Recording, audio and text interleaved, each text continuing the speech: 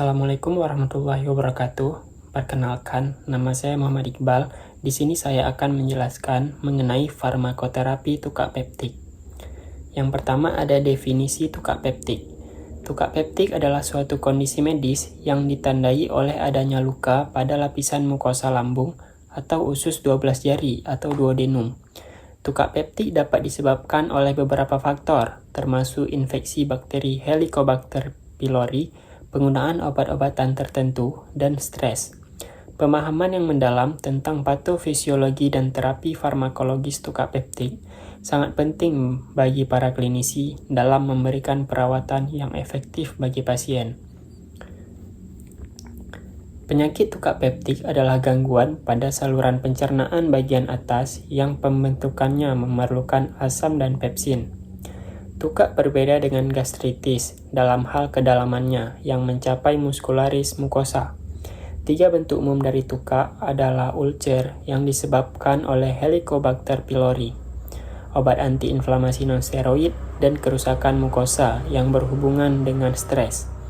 Tukak peptik merupakan penyakit di mana keadaan kontinuitas mukosa esofagus, lambung ataupun duodenum terputus dan meluas sampai di bawah epitel. Kerusakan mukosa yang tidak meluas sampai ke bawah epitel disebut erosi, walaupun seringkali dianggap juga sebagai ulkus.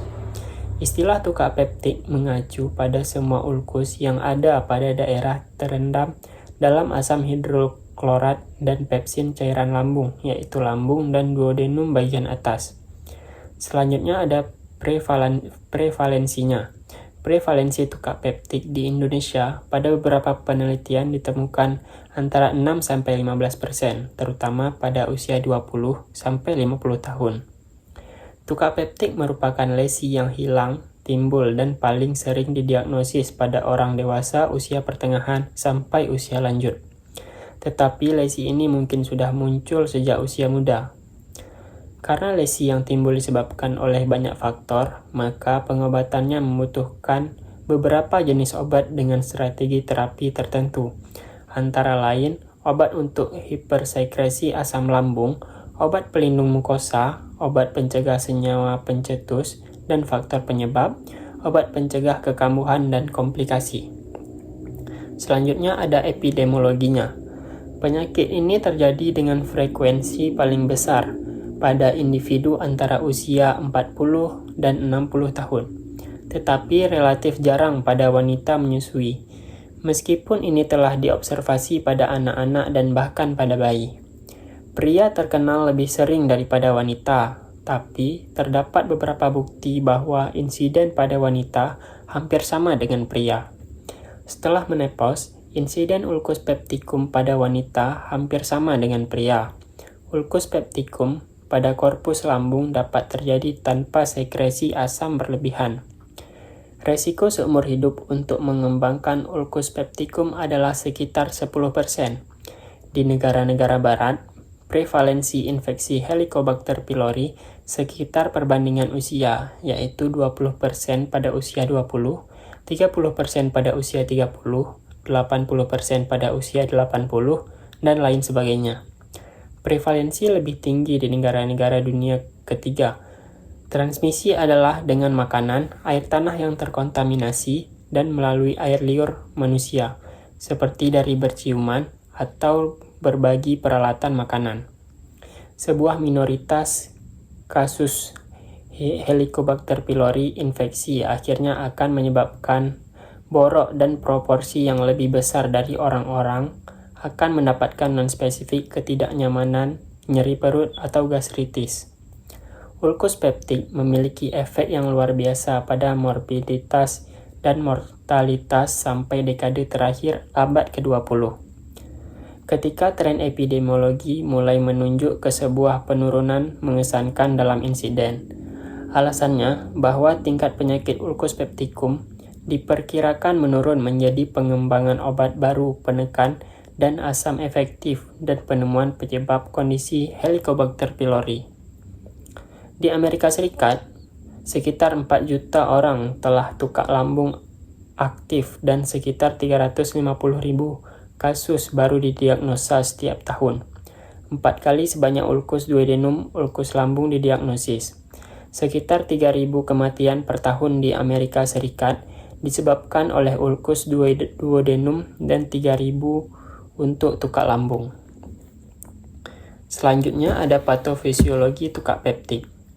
Faktor penyebabnya, tukak peptik dapat disebabkan beberapa faktor, termasuk infeksi bakteri Helicobacter pylori, penggunaan obat-obatan antiinflamasi non-steroid, stres, dan diet tinggi asam. Selanjutnya, ketidakseimbangan antara faktor agresif dan protektif. Tukak peptik terjadi akibat ketidakseimbangan antara faktor agresif seperti asam lambung dari enzim pencernaan dengan faktor pelindung seperti lapisan mukus dan bikarbonat. Kondisi ini dapat menyebabkan kerusakan pada lapisan mukosa lambung atau duodenum. Yang ketiga, peran infeksi Helicobacter pylori. Infeksi bakteri Helicobacter pylori merupakan penyebab utama tukak peptik. Bakteri ini dapat mengiritasi dan merusak lapisan mukosa sehingga menyebabkan peradangan dan terbentuknya tukak. Jadi itulah patofisiologi tukak peptik. Lalu selanjutnya ada gejala tukak peptik. Yang pertama, nyeri perut. Gejala utama tukak peptik adalah nyeri perut yang biasanya terasa seperti rasa terbakar atau nyeri yang dalam. Nyeri dapat bervariasi tergantung pada waktu makan dan jenis makanan yang dikonsumsi. Yang kedua ada mual dan muntah. Tukak peptik dapat menyebabkan mual dan muntah, terutama jika tukak menyebabkan penyempitan atau obstruksi pada saluran pencernaan. Yang ketiga ada anoreksia dan penurunan berat badan. Tukak peptik dapat menyebabkan anoreksia atau hilangnya nafsu makan dan penurunan berat badan akibat rasa nyeri saat makan atau peradangan pada saluran pencernaan. Yang keempat ada pendarahan. Komplikasi yang serius dari tukak peptik adalah pendarahan yang dapat menyebabkan hematemesis atau muntah darah atau melena atau tinja berwarna hitam. Selanjutnya ada terapi non-farmakologinya. Yang pertama itu ada modifikasi gaya hidup. Perubahan gaya hidup seperti menghindari makanan pedas, berbumbu atau berlemak, serta mengurangi stres dapat membantu meredakan gejala tukak peptik. Yang kedua ada berhenti merokok. Merokok dapat memperburuk tukak peptik karena nikotin dan tar dapat mengiritasi lapisan mukosa lambung dan duodenum. Berhenti merokok dapat membantu penyembuhan tukak. Yang ketiga ada menghindari obat-obatan NSAID. Obat-obatan antiinflamasi non-steroid atau NSAID dapat menyebabkan iritasi dan kerusakan pada lapisan mukosa, sehingga harus dihindari atau dikonsumsi dengan hati-hati pada pasien tukak peptik. Selanjutnya ada terapi farmakologinya. Yang pertama itu antagonis reseptor H2. Antagonis reseptor H2 seperti ranitidin dan famotidin bekerja dengan menghambat produksi asam lambung, sehingga membantu penyembuhan tukak dan mencegah kekambuhan. Yang kedua ada inhibitor pompa proton. Inhibitor pompa proton seperti omeprazol, lansoprazol, dan esomeprazol secara efektif menurunkan produksi asam lambung dan membantu penyembuhan tukak peptik. Yang ketiga ada obat sitoprotektif. Obat sitoprotektif seperti sukralfat dan bismut bekerja dengan meningkatkan perlindungan lapisan mukosa lambung dan duodenum, sehingga membantu penyembuhan tukak. Yang selanjutnya ada mekanisme kerja obat. Yang pertama, antagonis reseptor H2. Obat-obatan ini bekerja dengan menghambat reseptor H2 di sel-sel parietal, sehingga mengurangi produksi asam lambung. Yang kedua ada inhibitor pompa proton. Obat-obatan ini menghambat enzim proton pompa pada sel-sel parietal sehingga mengurangi produksi asam lambung secara lebih efektif. Yang ketiga ada obat sitoprotektif. Obat-obatan ini bekerja dengan meningkatkan perlindungan lapisan mukosa lambung dan duodenum sehingga membantu penyembuhan tukak. Yang selanjutnya ada kasus tukak peptik. Kasusnya adalah seorang pria berusia 47 tahun masuk rumah sakit dengan keluhan muntah darah dan BAB hitam atau darah. Berdasarkan anamnesisnya, sejak 10 hari sebelum masuk rumah sakit, penderita mengalami muntah darah, yakni pada hari pertama sakit sebanyak 3 kali, 1000 sampai 1500 cc darah merah segar. Tekanan darah pada penderita yaitu 190 sampai 100 mmHg. Hasil diagnosis penyakitnya yaitu ada ulkus peptikum berdarah dan hipertensi stage 2. Terapi obat yang didapat ada ranitidin 150 mg 2 kali 1, sukralfat 200 ml 3 kali 1, dan kaptropil 12,5 mg 3 kali 1. Untuk indikasinya, ranitidin 150 mg untuk mengatasi tukak lambung, kaptropil 12,5 mg untuk hipertensi stage 2, dan sukralfat 60 ml untuk melindungi lapisan mukosa lambung. Mekanisme kerjanya, ranitidin untuk menghambat kompetitif histamin pada H2 reseptor sel parietal lambung yang menghambat sekresi asam lambung, volume lambung, dan konsentrasi ion hidrogen berkurang. Tidak mempengaruhi sekresi pepsin, pentagastrin dirangsang sekresi faktor intrinsik atau serum gastrin. Yang kedua ada kaptropil, inhibitor kompetitif dari angiotensin converting enzyme atau ACE, mencegah konversi angiotensin 1 menjadi angiotensin 2, suatu vasokonstriktor kuat. Hasil di tingkat yang lebih rendah dari angiotensin 2 yang menyebabkan peningkatan aktivitas renin plasma dan penurunan sekresi aldosteron. Cara pemberian obatnya, ranitidin 150 mg diminum sehari 2 kali, 1 jam sebelum makan, misalnya jam 7 pagi dan jam 7 malam. Kaptropil 12,5 mg diminum sehari sekali sesudah makan, misalnya jam 9 pagi, jam 2 siang, dan jam 10 malam.